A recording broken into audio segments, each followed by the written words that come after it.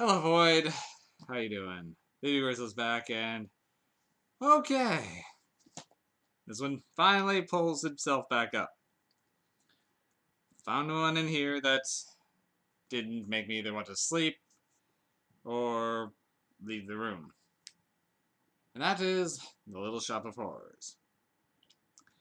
And probably not the one you're thinking of. No, not the Rick Moranis late '80s, I think, musical version that was based on a stage play. No. This is the 1960 version that the musical stage play was based on. Now that's going way back. It's kind of a cult classic that eventually wound its way to becoming a normal classic. And yeah, I enjoyed this one. I really did. One, I'm not sure exactly where to start on this one. It's definitely a very more pared down movie than any of the later incarnations, but I don't think I was ever trying to be anything more than just a quirky little horror comedy. More comedy than horror, really. So, it's been a long time since I've seen the Rick Moranis version. So, I only vaguely remember parts of it. I'm going to have to look into getting a copy of that at some point. So, I'm not going to be able to do a lot of comparisons therein. But one of the main differences is in that movie, the plant is firmly established as an alien and an alien invader. This one, it is not. It just happens to be a plant that Seymour, our lead, has crossbred. So, much like most incarnations, Seymour is a loser employee of Mushnick's flower shop. And in the beginning of this one, he's about to be fired. So, he needs something to save his job, and he mentions having a rare plant that he could show them that maybe would be worth something. And another man in the store indicates that, hey, that could be worth a lot of money. Admittedly, this man has come into the store to eat the flowers and seems to be visiting the place more like a deli, but, well, his opinion doesn't prove wrong, as the plant does become a bit of a draw. But the plant soon begins to sicken and die. Seymour does everything he can to resuscitate it, and finally, through sheer accident and happenstance, feeds it blood, which causes it to begin growing rapidly, soon needing bigger meals and more food. And then, as a comedy of errors, as Seymour begins accidentally killing people to feed to his plant. And the classic "Feed Me" is definitely still here, but it's a much more guttural voice than the later musical version. And it does talk a little bit more of like, "I'm hungry, I'm starving." But it seems to only do that at night as it gets hungrier. So, this movie's kind of fun. It's really funny. Particularly, I love the performance of the actor that played Gravis Mushnick, the guy who owns a flower shop. He's There's this constant commentary on the sides of things as he realizes what's going on fairly quickly, but with how much money is coming in, he doesn't really want to end it, but doesn't want people to keep being fed to this plant. So I was like, it's not going to eat anymore, is it?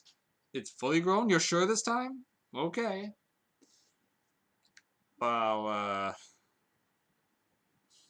that is amazingly well done. And Seymour's portrayal could be annoying, but it just skirts the line just enough. And this one has a lot of strange asides that I don't think were in the later versions. Like the guy who comes in just to eat the flowers. And there's this running joke of a recurring customer who comes in to get flowers for a funeral.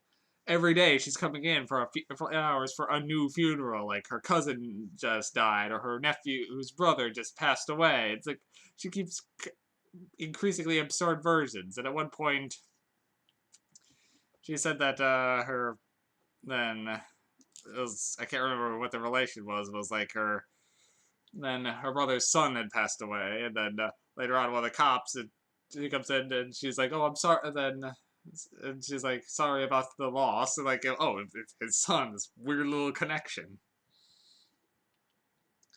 The dentist is another character, which I do recall was in later versions. I don't remember to what extent. I know he gets fed to the plant in both versions, and he was a bit of a sadist. In this one, he gets visited, however, by a rather masochistic patient played by a very, very, very young Jack Nicholson.